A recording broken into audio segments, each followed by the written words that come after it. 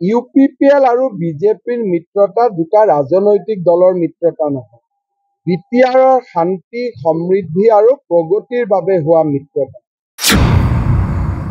UPPL আৰু বিজেপিৰ যেতিয়াৰ পৰা চৰকাৰ হৈছে, তেতিয়াৰ পৰা আমাৰ ৰাজ্যখনত বিশেষকৈ বিটিআৰত বোমা বিস্ফোৰণ নাই, গ্ৰেনেড ব্লাষ্ট নাই, গুলিয়াগুলি নাই, একো নাই।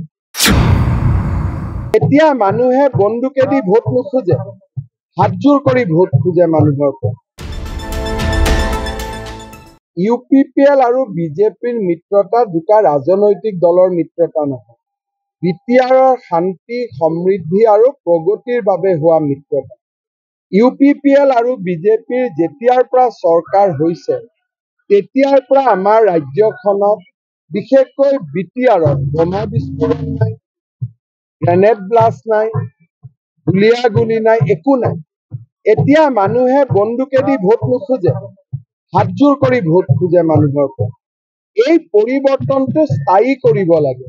সেইকাৰণে এইটো ৰাজনৈতিক মিত্ৰতা নহয়, এইটো অসম আৰু বিটিআৰৰ বৃহত্তৰ স্বাৰ্থত হোৱা মিত্ৰতা। কিয় কাৰণে তেওঁলোকৰ এটা নিজস্ব জীৱন শৈলী আছে, নিজস্ব জীৱন আছে, আৰু এইবিলাক কথা আমি বেছিকৈ পাতি থাকো কাৰণে তেওঁলোক আমাৰ ওপৰত খঙাল হৈ পৰে। আজি যদি এজন জনজাতীয় লোকে নিজৰ দৰে জীয়াই থাকিব খোজে, তাক আমি বাধা দিব নালাগে। আৰু এইবিলাকত বহুত বেছি বাধা দিওঁ, পেপাৰে পত্ৰই আমি জেনেৰেল মানুহবিলাকে বেছিকৈ লিখা লিখি কৰোঁ, সেইকাৰণে মানুহবিলাকে আমাক বেয়া পাই যায়। ক'ৰবাত 10 টকা এটা, কোনোবাই পুৰণা 10 টকা নোট এটা ল'লেই, কিন্তু কি কৰিব? সেইকাৰণে এটা বেঞ্জামিনৰ নিউজটো গোটেই ভাৰতত যাব পাৰে নেকি? 10 টকা নোট এটা লৈ শুই আছে বেচেৰাই, গোটেই নোটখিনি গন্তি কৰিলে 5,000 টকাও নহয়। এইটোকে সেনসেশনেল জাৰ্নেলিজম কৰাৰ প্ৰয়োজন নাথাকে। তাৰ ফলত কি হয়, জনজাতীয় মানুহবিলাকে মনত দুখ পায়। কাৰণ জাৰ্নেলিষ্ট বিলাকতো সব মেক্সিমাম নন ট্ৰাইবেল থাকে, তেওঁলোকে মনত দুখ পায়, আৰু দুখ পাই তেওঁলোক আমাৰ মাজৰ পৰা আঁতৰি যায়। সেইকাৰণে মই কৈছো যে সেনসেশনেল কিয় লাগে? বজাৰত ইমান ভাল ভাল নিউজ আছে।